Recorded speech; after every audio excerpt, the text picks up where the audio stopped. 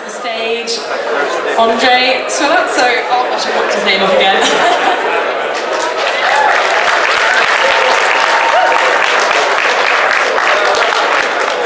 Good morning, TF Nation! Yeah! Let's get ready to panel! I have a feeling there are a few hangovers this morning. Alright, wait a minute. I need a massive panel first. Alright.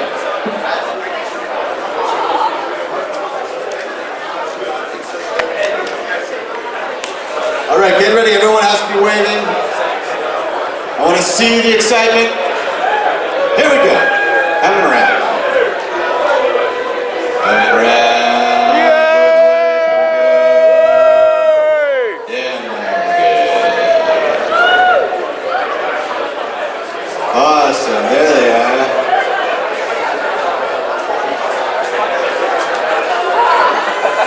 Yeah! That's the way it's done. I fucked up. I got her, that's it. That's no good. That's not a panel. One more time. Sorry, gotta do it again. It didn't cooperate. Here we go.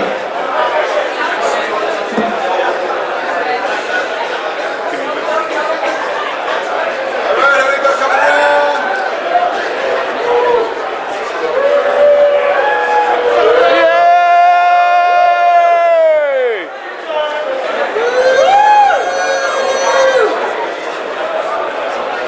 Stand for you.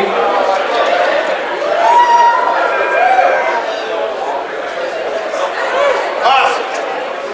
All right, that's going on my Facebook page, so look for it. Hello. Fire away, Donnie. Okay, so to get started, can you just tell us a little bit about yourself and how you ended up doing this voice acting? My name is André Sogliuzzo. Are there any Italians in the audience? We have one. Mio nome è André Sogliuzzo. Ciao bambina, how are you today? Good? So I joined TF Nation as the voice of Sideswipe in Revenge of the Fallen. And I cut who was it I cut in half? Sideways. Sideways. Right, and I say, yeah, man, yeah. So I do Sideswipe in the second one, and then I'm in the cartoon as Claw Trap, and then I'm in, what's the video game I'm in? Devastation. There it is, okay, I'm keeping you on. I know what it is, I just want to make sure you do. And so that's how I joined TFN, but I do all kinds of other stuff as well. So how did you get into acting? How did I get cast? Well, yeah, like how you always wanted to do acting and... How did I get into acting? Yeah. I'd always been an actor, and people who do what I do have a disease, which is we can't stop making voices. I spent a lot of time as a child at school in the hallway, sent outside. And then I eventually turned that into an income. But so I was acting not professionally as a kid, but in theater and doing voices randomly all the time. And then I was doing theater in New York, and then one day I also did like production work on commercials and things, and a friend of mine said, tomorrow I've got to cast somebody who can do like Elvis and an alien baby and Bill Clinton, and I said, well, I can do that. And so she auditioned me, and then I booked the job with no agent, and then I slowly started doing voices. One of the very, very first things I did, I think, was Courage the Cowardly Dog. Yeah, I'm a cockroach named Bushwick. You want to know? You don't want to know. You don't want to know those ones, you know. It's kind of like this New York kind of little cockroach guy, kind of thing like that. And then I did tons of celebrity deathmatch. Anyone remember that? I was like 50 different celebrity voices on Celebrity Deathmatch. So I started doing that in New York, and then when I went out to LA, because LA is all about celebrities, that sort of opened the door for me, and I started working pretty steadily after that. So other than even animation, I do a lot of celebrity voice matching, not just like cartoon-like, but even for feature films. Like in one you wouldn't know that is me in the last Alice in Wonderland movie. Stephen Fry was not available, so I did most of the Cheshire Cat. Hello, folks. So lots of that. I do all kinds of different stuff. But yeah, voices led to other things. So I do on camera. I do Red Bull in America. I'm the guy who says, Red Bull gives you wings. There we go. So have you done any live acting as well, or has it only just been voices? I started doing live acting before I was making a living as a voice actor, because when I'm from New York, there's not that much animation, almost no video games there are done there.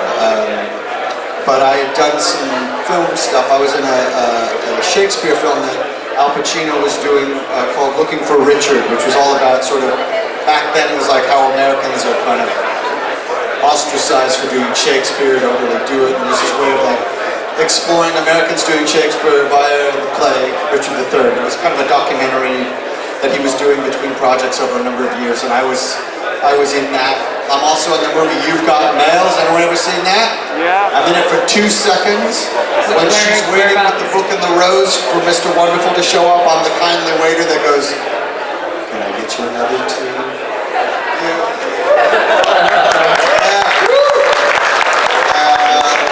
Dog sled movie called Iron Will. I was in that. I had played this like prairie boy on a wagon, and I was cut out of that film.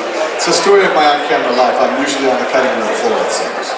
But and then I started doing voices, and that's what brought me out to LA, and then I've been pretty much doing those ever since. But I've started doing more on camera again. Okay. So let's talk Transformers then. So how did you how did you get cast as Sideswipe? And yeah, how did you find Sideswipe came in like so many pieces of copy. An actor like me goes into his agent's office in the morning, and there'll be some scripts there if you're lucky. And there'll be a commercial, there'll be a documentary, there'll be some animation stuff, but it was just this sort of badly Xerox copy with a character, and I think it said Sideswipe on it, just like a badly overcopied picture of Sideswipe, and just maybe 5 or 6 lines, and all it said was sort of James Bond type character. I didn't even know it was a feature film. No one, it didn't say feature film with Michael Bay, you know. So I just thought, okay, whatever, and I did a bunch of lines, sort of, you know, very sort of deep baritone Englishman, you know, talking very sexy and doing all that. And then, and I don't think I even did it with an American accent. And then maybe a month later they said, oh, you booked the Transformers thing. And forgive me guys, I was like, what's Transformers? Oh, that cartoon. Was that a cartoon? What was it? I didn't know, because when I, you know, by the time Transformers officially started, I was a little bit older, so it wasn't in my demographic really. I was, you know, so I was busy pursuing girls at that point.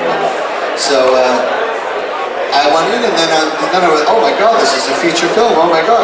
So I kept being on hold to work, and it kept sort of not happening. And then I went back to New York just to, I think I was there visiting family or friends, or maybe I was work. And then they called and they said, okay, Michael Bay is ready for you now. And so I went into a studio in New York. He was in LA, so I physically actually never met Michael Bay, but I've had Michael Bay in my ears, as I'm sure all of you have. So we just sort of started, and they had a bunch of lines, and then I was sort of, but she was, hey, I love what you did in the audition, that was really great, you know. And he says, are you British? And I was like, no, actually I'm not. He goes, oh, because it's kind of a James Bond thing, but let's try it British. And then and he was like super hyper, like a teenage boy on you know, like major caffeine, you know. So I was like, okay. And then it slowly turned into just, you know, kind of talking like that guy, you know. And then by the time they process all our voices, it's He would, we would do lines, and then I would do a line, and then I would hear like, okay, say this, I'm so cool. He's like, I'm so cool. And then I'd hear it. And I went, wait a minute, because I couldn't even see what was doing. They had animated the film, I think, or probably a rough digital animation of that scene that you all know so well. And then I realized, oh, he's throwing this to picture right now. Usually they'll record our voice first and then animate later. That's when it's done right. You do that way. But I think the process got all screwed up because that movie was made during a writer's strike. So I think the script wasn't really all there, so to speak. And so they were kind of, in many ways, he just had, the layout of all the scenes that wanted to happen. This is, again, don't quote me on any of this because I wasn't there. But from what I overheard and guessed at, they sort of laid out the movie and then they were throwing lines over the robots later. So then it was kind of a free-for-all. We just kept making up lines. Like, okay, try this. No, that's not it. Try this. Nah. Yeah. And then, like I said, he said, like, I'm so cool. And then I went, damn, I'm good. Yeah. That was it. So, damn, I'm good is mine. Yeah. Of course, he'll deny that. He probably doesn't even remember. I do. So you invented that. You can claim that. That's good. So that's how Transformers, that's sort of my brief history of that. And then I wasn't in the one after that, even though I was supposed to be. It kept coming and going. And then James Remar, you guys don't even know who that is, but he's sort of very well known in America. And then, but then I came back in as Claw Trap, and then I did a video game. So now I'm thoroughly embedded in the universe and proud of it. Yay! Okay, so we're going to move to Robots in the Sky. So yeah, Claw Trap from that. How did you do individual lines, or were you in a room with the rest of the cast for that, for your episodes? Again, the way we get cast in anything is the audition comes in, and you take your shot, and everybody in town reads it, and then somebody gets booked. So yeah, and then all the people who do what I do in LA, we all kind of one way or other, I either work together or passed in the hall, we all kind of know. So I knew almost everybody on Robots in Disguise as well. And then the woman Colette who was directing us, I worked with many times. Colette, who directed that, actually directed me a lot in the original Star Wars, Clone Wars, the Gennady Tartakovsky, the first 2 years before it turned into the other Clone Wars. And Colette had done that too. So I worked with her a lot over the years. So she sort of knew me, which probably helped me cast as well. Because a lot of the times, those of us work, it's not so much who you know, but once you've worked with somebody and they know what you can do, it's a little bit easier to get another gig again. Even if what the audition wasn't exactly what they had in mind, the good directors know, oh, I can tell André this, that, and he'll get to where we're trying to go. So that's probably how I get the combo of doing the right audition and also them knowing my work already. And then, of course, yeah, Transformers Devastation, which is the most recent Transformers game we've had, I think. Shout out to who's played that. I know I've played that. It's quite a fun fighting style. Now I can hear your questions. One more time. I was just saying about Transformers Devastation. Devastation was really cool because that one came in and they were more intent on that being like the original Transformers, that game. And so they sent in samples, actually, I think, of the original guys from the original show, and they said, don't imitate them exactly, but please sort of do it in the style and spirit of this. So I listened really closely, because as I said, I was too old to have grown up on the original Transformers cartoon, and I went back and looked at those, so that then my audition really kind of matched that vibe, and then I booked it off of that. And then when I worked the session, it was really cool, because the guys who did it were, like I said, they were real total TF Nation purists. They were really intent on getting that game back to the sort of roots of where Transformers started. So that one was a really fun one to work on. And have you played the game? I confess I have not played. It's really sorry. It's really good though, right? Yeah, it's a nice Well, you know what? I'm spoiled. They're supposed to give me one and they didn't. So Yeah. Change that up. Yeah. But that's a console thing, right? You can get it on PC as well. Is it PC, You PS4? can get, Or is it PS3? Is it PS4? Yeah, it's PS4? Well, then PS4, I have no excuses. I promise I'll get one. If I ever come back here, I will have played it by then, right? Yeah. Nice, okay. So, would you be in another, if you were offered another role or shot at being another Transformer in a different show? I would do any Transformers anytime, mate, especially after being here in Birmingham. Okay, and what would your ideal role be? Would you like to play a Decepticon? Decepticons are fun because they're a little more evil, right? I mean, Clawtrap is fun, but it's always nice being the good guy. I mean, I'd love to be Sideswipe again, but he's a lot different in the cartoon. I don't think he's as sexy or as cool, right? Yeah, Sidaway knows. She's like, forget that dude. Yeah. But, yeah, no, so I'd like to take back Sideswipe if I could, but we'll see. What would you do with him? Same thing, just more of the damn goodness. Like, yesterday at the script reading was fun because Sideswipe's never got to say that many lines ever, you know? So, you know, he kind of morphed into like a more sort of comedically vain pretty boy. I like that element of it. It was more fun, you know? It's sort of like, I really love myself. I can't help it. Damn it. You know? That line was like the starting point for a completely inflated ego, you know? A little close to the bone, I know, so. I think we all wish that all the Transformers in Revenge of the Fallen and all the other films had a few more lines. It's one of the many problems. Yeah, there's a lot. Thank you. That is. It's a lot of crashing robots, but if you're not, you know, when the story's good, it's good for you. Like action is great, but if it's not necessarily always supported by something to care about, then the action gets kind of overwhelming. That's probably why. Again, we'll agree. I have a feeling Bumblebee is going to be pretty awesome. I think it's going to be really good. Because it looks like there's a real emotional story there, so that you're really locked in and you really care about their relationship before we get to all the action. And I think that movie's going to bring it sort of back to a more grounded thing, I'm hoping. Yeah. Do you think if that spin-off movie goes well, or do you think more movies along the same line? I think if they really did that one right, it's going to open up the universe a lot. I know nothing. Don't think I have some sort of Hollywood inside information because I don't. But from what I saw from the trailer, that was my first reaction. Because I thought, oh, let's make a much straightforward relationship story with some good action in the middle of it, and everyone's there. Because it won't just appeal to people who like big crashing robots. You know, you'll care about everything. And it's set in the 80s, which is really cool. Yeah. So, yeah, good stuff. Can you give us an anecdote from, I don't know, filming of the Transformers role, or I don't know, Robots from Skies or something like that?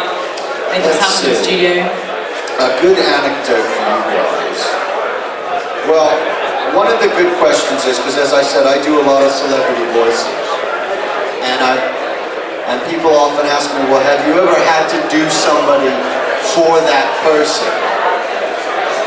And as I said, you know, I don't know, do you guys know Tony Montana, the Scarface video game? Yeah. Anybody play Scarface? All right, we got a couple. Fuck, okay? That guy. I never liked him. I never trusted him, that guy. All right, so I did like 5,000 lines as Tony Montana, which was good. But the reason my Tony is so good is because I worked with Pacino a lot, and then I worked for him for a while, and I know him very, very well. He's almost like a crazy uncle of mine in a way. I don't see much of him at all. He's like a estranged family, but the couple times I run into him, it's, oh, hey kid, how are you? Yeah, nice to see you. But when I used to spend a lot of time with Al, and I was a much younger actor, and of course, as you would be, terrified of Al, even though he's, you know. So, because I have this disease, if I'm around Al, you know, I can't stop. It's in my head, and I'm doing Al all the time. Of course, when he was with me, I would keep my mouth shut. Just be quiet. But when he wasn't around, somebody would call, I would answer the phone. Yeah, no. So his assistant knew that, everybody knew but Al that I did a really good Al. And I was only like, maybe 24 at the time, I think. Yeah, so his assistant used to call me as a joke from where she was, and like, oh, call up, pretend to be Al, ask him for something stupid.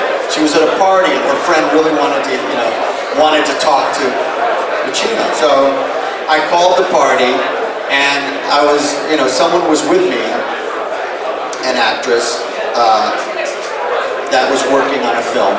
So she was with me when his assistant called, and I called the party and I was like, yeah, hi, this is Al.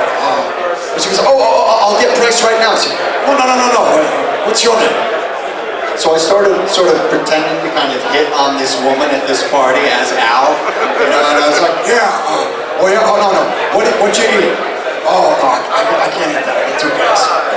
So I was sort of doing, this whole innocuous conversation, and so she really thought that she had talked with Al. Then later Bryce told her it wasn't. So this actress that I was with heard the whole thing. So like a week later, we're all together and Al is there, and whenever Al sort of didn't want to have to deal with somebody or something, he would use me as kind of like a distraction, So, or if he wanted a subject change, I was sort of like the kid court jester guy, So he says, Penny, Andre does great impressions. You got to hear this Ross Perot. Now you guys wouldn't know Ross Perot. He was an American politician. But and she suddenly goes, well, actually, Al, he really does you. And I was like, and so, oh yeah? All right, let's hear it. So I suddenly told him the story that I just told you guys. I said, well, Price asked me, and so that I went into the innocuous conversation about what this woman had for dinner. And he just kind of looked at me that way and goes, there you go. All right. So he kind of sat with that, and I wasn't really sure if he was pissed or what, but then like any brilliant genius narcissist actor, of course he loves the sound of his own voice. So then later on, we'd be together and go, Andre, what did I say? What did I say? And then, so then he would have me do it for him. And then I finally got the total seal of approval, because Alec Baldwin likes to do Pacino a lot as well. And he does Al, and Kevin Spacey used to do Al all the time, and he goes, you know what, Kevin and Alec always do the talk shows, but you do it better than they do. And I was like, yeah! So, and then when Scarface came around, Pacino had final approval on the voice for that. But I hadn't seen him in a number of years at that point, and I had actually never done Tony Montana for Al, because that's the one character, if he's out somewhere, every garbage man, every janitor, every dude on the street, yo, Tony fucking Montana! And like they throw Tony at him. So I wasn't going to inflict that. So I knew he had approval on the voice, and I was like, and like, they must have had 1,500, 2,000 auditions all over the country, all over the world. People were sending in their Tony Montana for that video again.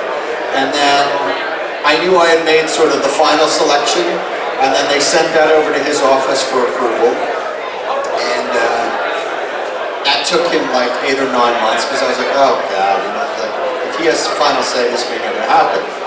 Because he takes a long time to make up his mind. And then I finally booked it. But I didn't tell them that I knew Al, and I didn't know if he knew it was me or not. I was pretty sure that he did it. But because I just know how he is. He doesn't pay attention. He's very pure, and he pays attention to the work, sort of, so to speak. He doesn't really care who it is, just how good it is. So that game took a long time to make. There was a demo version, then they scrapped it, then it came back. That came out the game came out in like 2006, but it really started more in like 2003. And so finally, like towards the end of the third year, I asked them during a session one day, I said, did Pacino know whose voice was Tony Montana? And they said, well, no. I said, you didn't put names next to the auditions? And they said, no, it was just guy number 1, 2, or 3. So he chose my voice, but didn't know who it was. And I had seen Al subsequently, but it was in a crowded thing, and I didn't have a chance to tell him that it was me. So I saw him last year. There was a script reading going on. A bunch of actors were reading a script for him to listen to. So after it was over, I went up and I said, Al, by the way, it was Tony Montana in the Scarface video game. I went, that was you? And I said, yeah, so thank you. I never would have thought you were fucking funny. Which is classic Al. He's got a wonderful kind of nasty take-a-shot sense of humor. Not unlike the British, right? Okay, I think we're going to take some questions from the crowd now, so yeah. Runner, so if you want to put your hands up if you have a question for Andre, and the microphone will be brought to you. Oh, come on, guys. Who's got a question? No questions from TF Nation, nothing. Right here? I see a hand. I see 2. She had hers up first. This lovely lady. Yeah. What's your favorite thing that you've worked on? What's my favorite character that I worked on? I've got a couple. Well, Scarface was a thrill because it's such an iconic character, and also because of my past history with Al and the sort of randomness of being the guy. You know, there's only Al and me, which is a thrill. Another one of my big favorites is King Boomy from the Avatar series. Anyone know that one? Oh, I love that show. Hello, Mr. Pippin Padalops-Agopoulos. There's an airbender in our presence. And that was one which was fun because I based that voice actually on someone I knew. And they didn't, I didn't have the illustration actually, it was just a description of him. And I made up that voice kind of off the top of my head based on this older sort of New York aristocracy guy who spoke in that old way, where we're not really English, but we're very moneyed Americans from another period, you know, early 20th century rich guy in New York. And but then when the cartoon was animated, Boomy actually looks like my friend John Ryan, who was an older gentleman guy, so it was kind of really touching. And John had passed away, you know, already, but I love that he's sort of that voice of a dear, older friend is attached to a cartoon character that actually randomly looks like him. You know, it was just symmetry. So that's one of, and I did Puss in Boots for a number of years as well. I still do them occasionally in games. I don't do the Netflix series that's on. That's a guy named Eric Bauza. But I did all the games prior to that, all the TV commercials, and I do, if you look on, well, if you go on my website, I have a bunch of the clips. But it's DreamWorks has a YouTube channel, DreamWorks TV, and that was a thrill because it's full motion capture, and it's very unusual that more in video games we get to do our own mocap, but most of the time you don't get to walk and talk as a cartoon character. But that one I got to sort of fire again, you know, dance and talk to the camera the whole time. It's an honor to work with everything. And me and Antonio Banderas have the same birthday, so that was also like symmetry. But I have not yet met Antonio, but I promise if I do, I'm going to go right into Puss in Boots for him. Another good question. Who had one over here? Yes. This breathtaking actress, so I don't know if you saw her work in DC Douglas's thing the other night, but she was amazing. First of all, thank you for that.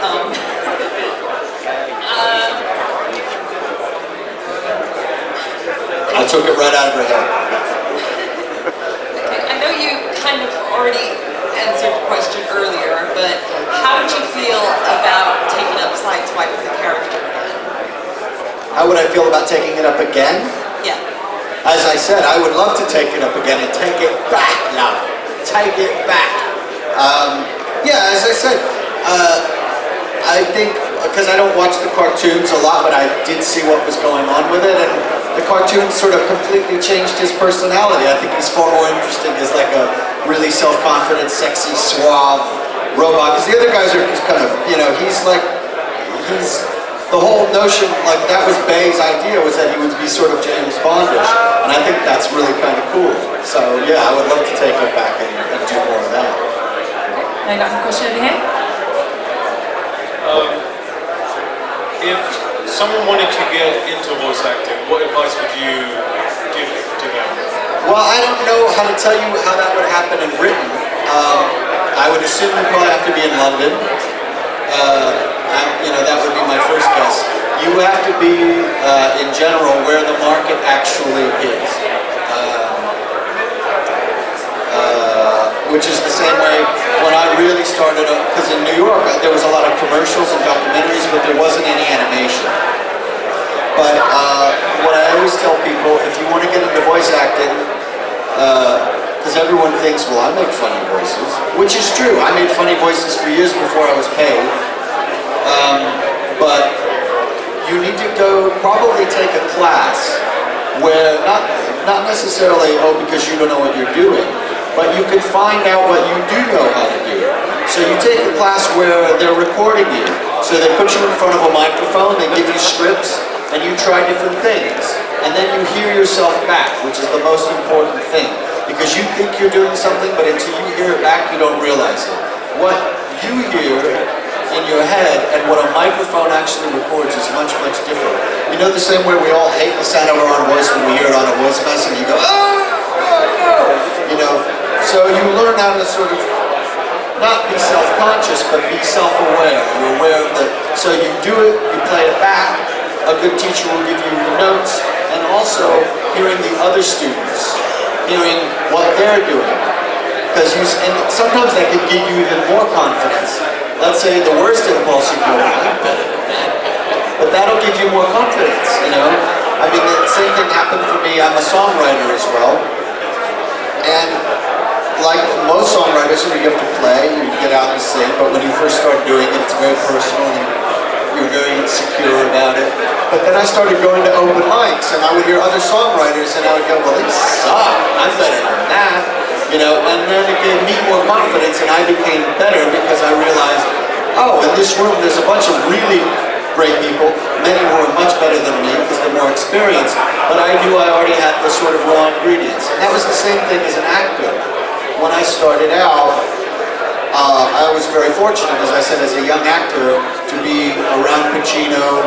I met a lot of, you know, people that we would consider legends, you know, but they're no different than you. What I suddenly realized about being with Al and watching him work is he's a genius. But I've seen him be horrible, as you know, unfortunately. But back then, you know, but then I'd see him be brilliant and horrible and then brilliant all in the same moment because there's take after take after take. What you see in the finished product is, let's say, the best cuts of something. You don't see that journey on the way there when they're shooting a film or something. So when you start to see that people you admire or that you respect are fallible just like you are, you don't feel so insecure. And that's what you can really get out of class. Hearing yourself back and hearing other actors and realizing, oh, I can do that. Or maybe you're going to find out, you know what, I'm not as good as I thought I was, and that's okay too. You know, then you find the thing you do, you know, your little niche of something. But yeah, if you want to be a voice actor or any kind of actor, the key first is to do it.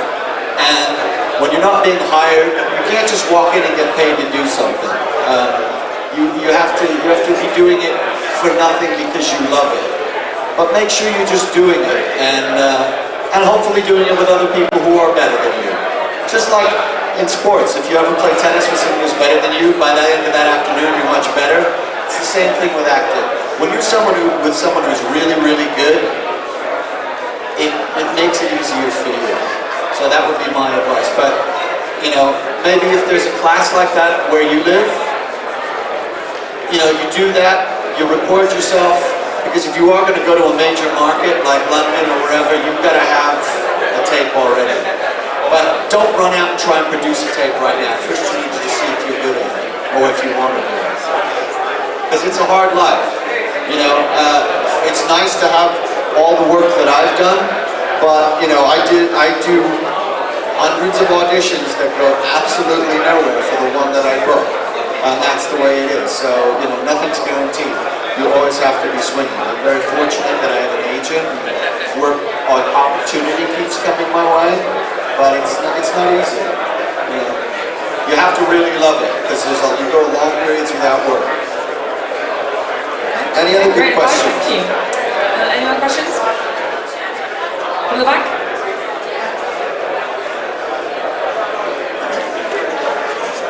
I absolutely love Celebrity Deathmatch. Without always very much close to the mark, did you ever feel that, was there a particular one that you did that you thought, wow, that's almost too much to actually put out there? What was the question? Can you repeat those? Yeah, Celebrity Deathmatch was always very close to the mark as far as being irreverent and taking the mick. Did you ever feel that it was almost going too far on any of the ones that you voiced? Anything that I've done? Yeah, on Celebrity Deathmatch. No. Have I done one that you think is that? I don't know if you're involved in the DiCaprio one at all. I don't know if you're involved in the DiCaprio one, but that was with him and Jack Nicholson. I always thought that was a little bit close to the way they were. What?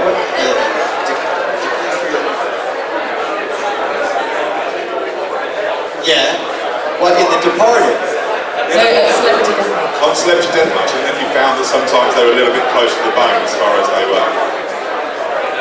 I'm sort of lost on the question. That's something I've done that's too close to the bone? Yeah, I mean, so you said that you were involved in Celebrity Deathmatch, and if you felt any of those were really close to actually pushing the boundaries as far as being close to the mark or not? No. I'm afraid not, no. I don't think so. To me, I don't believe in boundaries. I guess that's why. I could never answer that question. In many ways, nothing is too far, so long as you're not nasty, but to me, imitation to me is the highest form of flattery, as long as you're not, it is a good question, in different ways, sort of taken from what you did. A friend of mine posted on Facebook, she was teaching a group of students, and this kid was doing an accent. And I think he was doing like an East Indian accent. And, as I said, it's sort of a disease I've always had. If I heard an accent as a kid, I would immediately start doing it. I just couldn't stop myself. It was like a reflex response. And now that's how I make my living, even here, I've been hanging out with everyone in the bar, and I certainly do a lot of Birmingham. One of my best mates over there knew was a Ruby from way back, or I hear that in London, London cocktail or whatever.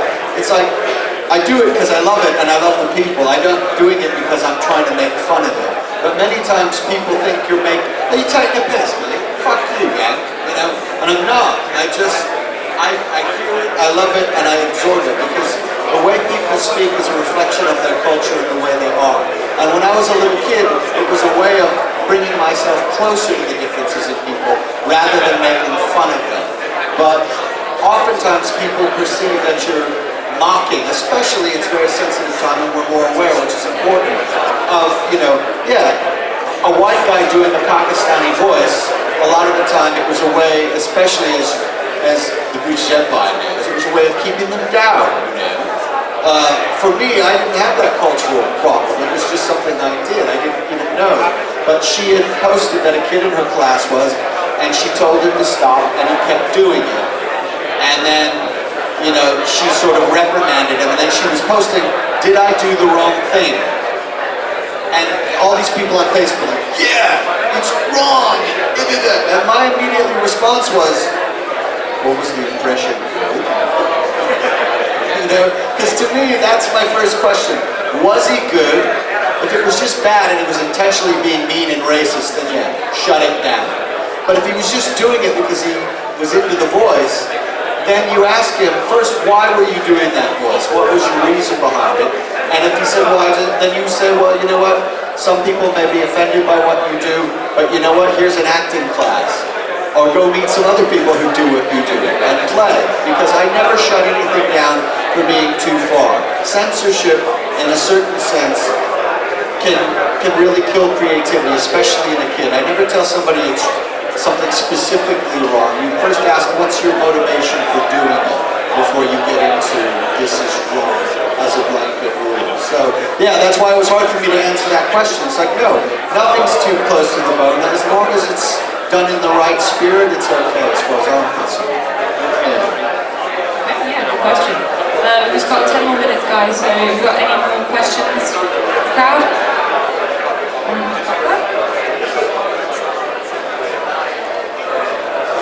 You have any questions? Oh, here we are. Hi. Have you got anything coming up next that you can tell us about? Well, the big one that's coming out next month that I can tell you about is the Spyro Reignited trilogy. That's coming out. I was the original Sparks the Dragonfly. Give me a sentence. What? I can't hear you. He's got to put the mic on. How's the weather today? And what's your name, by the way? Leanne. Leanne? Wow, I heard that from other. For example, if I said, it's so nice to meet you, Leanne. I'm having the best time at TF Nation. I would say,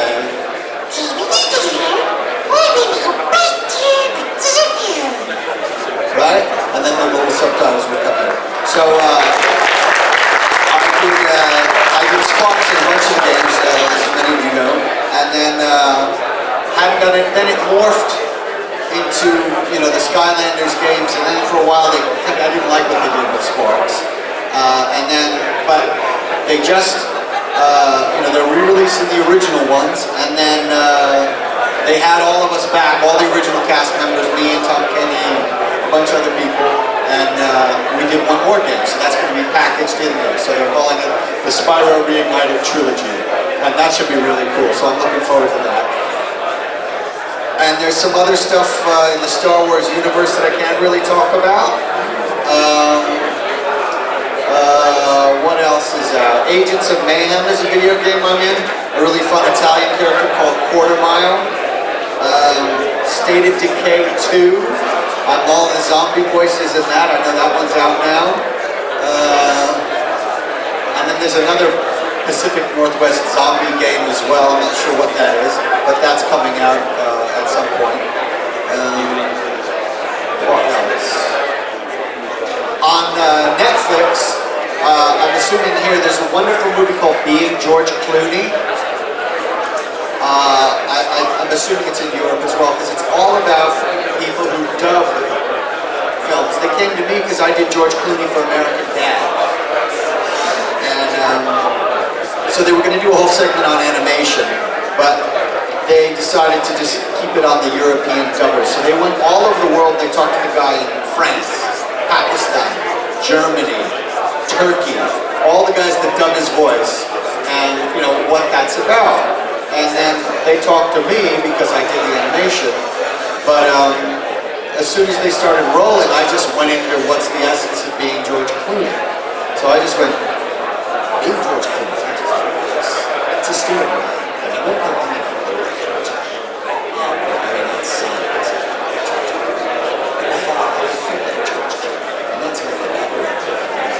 So I went into Clooney, just off the top of my head, and then I talked about, I lived in Italy as a kid and Italian dubbed films, so they used me as a talking head throughout that, but what's really cool is that little segment they're using to open the film. So when the movie starts, it starts in black, you just hear George Clooney's voice, and then they come on camera for me. So for guys like me, that's a real reward, because most of the time, as I always say, if I've done my job correctly when I'm doing a voice, you don't know I exist. If I succeeded, I'm invisible. Especially when I'm dubbing, because I've done Clooney, because every movie you see, oftentimes the star isn't available to finish his own work. So a guy like me will come in and do a line here, a line there, and so I've done Clooney, I've done Stephen Fry for Alice in Wonderland. Any Hellboy fans? In the original Hellboy Ape Sapien, I did like half of a bunch of his lines as well. An American actor named David Hyde Pierce did a lot of the VO for that, but then I did a whole bunch of it as well. So on Ape Sapien and Hellboy, but yeah, a lot of those things we dub over. So being George Clooney is a really cool one that you can see on Netflix, because I actually get to be on camera saying I'm the dude. Awesome. Okay, I've got time for maybe one or two more questions. There's already here. Anyone else? Is there anyone else after that who wants to ask a question? Okay, right, we'll have this last question. Hi. I'm a bit into this, so I'm not sure if it's already been asked. Obviously, you did some characters in Devastation. Yeah? The video game, yeah? The video game Devastation. Transformers Devastation. Yeah. Yeah. Which one was your favorite character? Can you give us a soundbite? You got me on that. Have you been here the whole time, or did you just get here? 5 minutes ago. Yeah. We talked all about Transformers Devastation. But, you know, as I told them, what was wonderful about it is because they were trying to be pure to the original. And so I went back and listened to the original one, but no, unfortunately, I forgive, I didn't play the game, so I forgot what I did for Devastation. I'd have to hear it. If I heard it, I could do it. But yeah, I couldn't give you a sample right now. That's okay. I've got another question though. In your profession, it's quite niche. Do Hollywood and producers and directors out there stick to a pool of people that can do voiceovers such as yourself, or is it a wider community? Okay, what was that? So, I think the question is there a very small group of voice actors that do roles versus like very people? It's funny. It's mixed.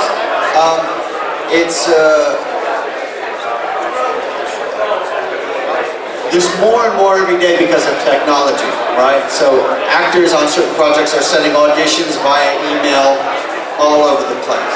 The core group of people that do what I do, especially video games, we're all in Los Angeles. But more and more of it is being done elsewhere. But at the sort of top level, I guess you could say it's a small group.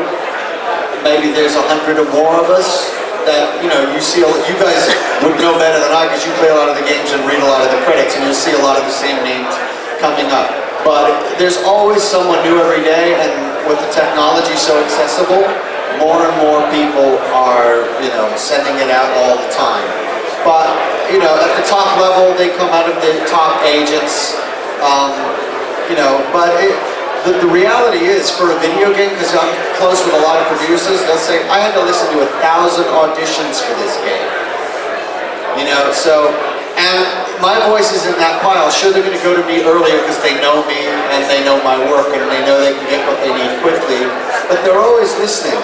So, to stand out in a field of 1,000 is tough, you know? So, yeah, there's a lot of people doing this. But if you were to narrow it down to the people who've been doing it as long as I have, yeah, we're a smaller cross-section. But it's getting more and more crowded every day because more and more people have access to a microphone. Right, we've got time for one more question. If anyone does have one last question. In front? Two. Yeah, quick. Here she is, Courtney, yes dear. Hello again. Hello. People are aware of some of the voice roles you've done, but are people aware of the music you produce? Well, thank you for that plug. I am also, as I said, I'm a songwriter, and I have been a singer-songwriter for a long time. When I first started out, I was trying to do both.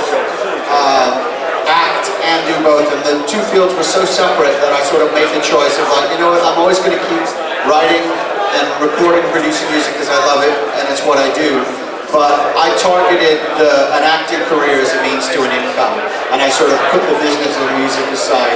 And even then I didn't particularly love the whole business of music. God bless Stan, who's been doing this for years, because it's a equally hard business. Both of them are very hard businesses, but you can't just do either one of them halfway. You really have to commit. And I always knew I'd keep writing. I can do that on my own easily, but acting you can't do on your own in your house. No one will know how good you are. You have to get out there. Music you can always record. So over the years I've been writing and recording and producing my own music, and I had a bunch of stuff that I never re-released, but times have changed and now you can put your own music out, which is a wonderful thing, on Bandcamp, and you can go to CD Baby and then put it up on iTunes and all that. So I took a bunch of stuff that I recorded years ago and written years ago, stuff that I've done recently and very recent, I put it all together. I've got my CD over at the booth.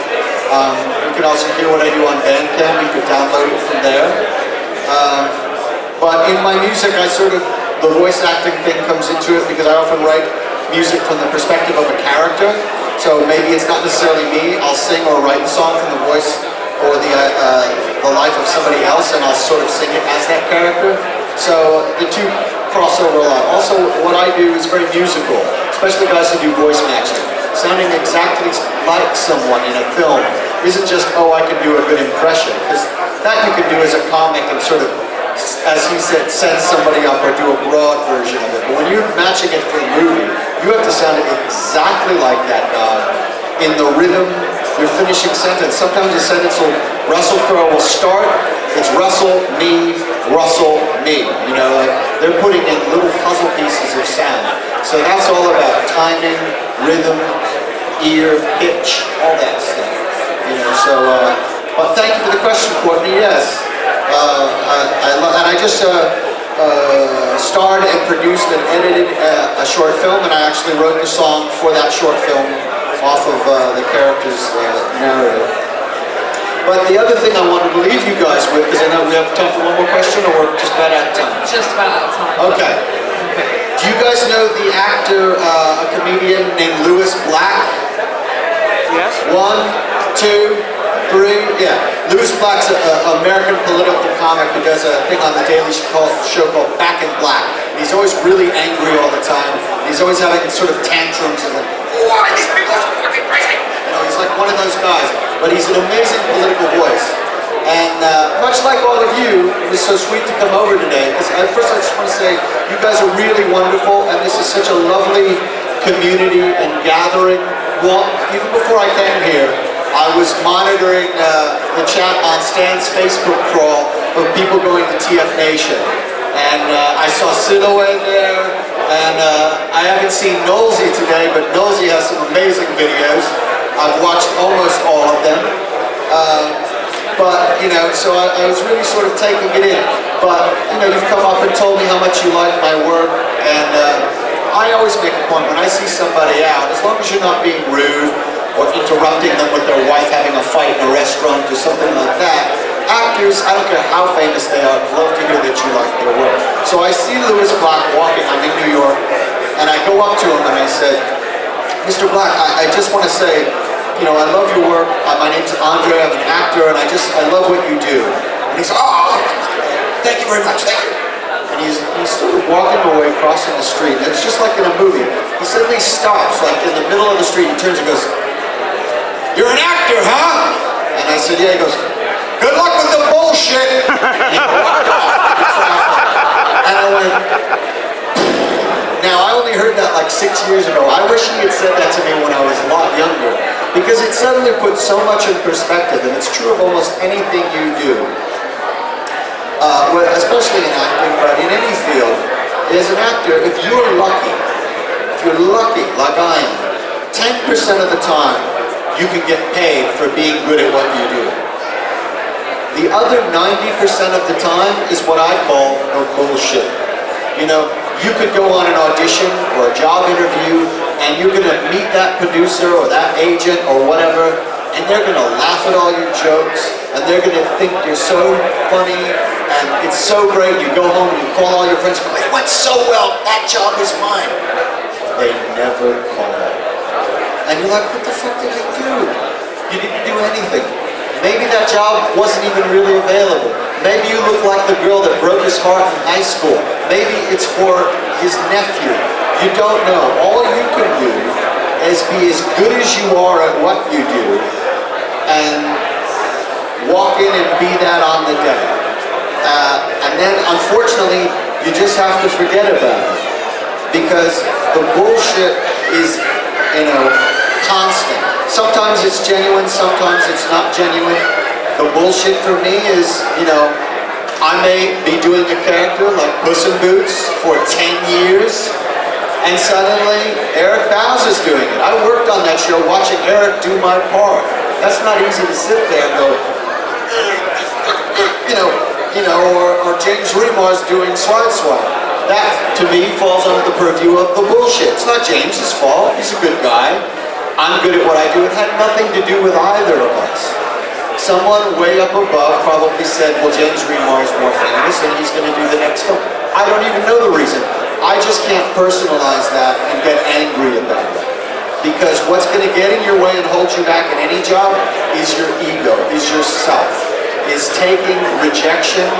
It's hard not to take it personally and it's hard not to get mad. But the people who move on are the ones that can just move on and let it go. Because the more I do this over the years, I realize how little control I have over that. So the bullshit is the stuff you can't control. What you can control is you and what you do. And if you're confident in what you do, then you just keep at it. If you're really good, you will be noticed. But the key is not to get discouraged. I have a lot of friends, I just trying to wrap this up. I have a lot of friends who give this up because they're wonderful actors, but they can't take the rejection. They can't take the not knowing, the giving a great audition and never getting the phone call. That's the hardest part. But if you can and you are as good as you think you are, you will work. In any field, not just that. That's true of any job. I've had a lot of jobs long before I was being paid to be an actor. When I was younger, a lot of that stuff got in my way and it stopped me from doing what I should have been doing. That's my advice. But thank you so much, guys. You've been really, really, really wonderful. I'm having such a good time today.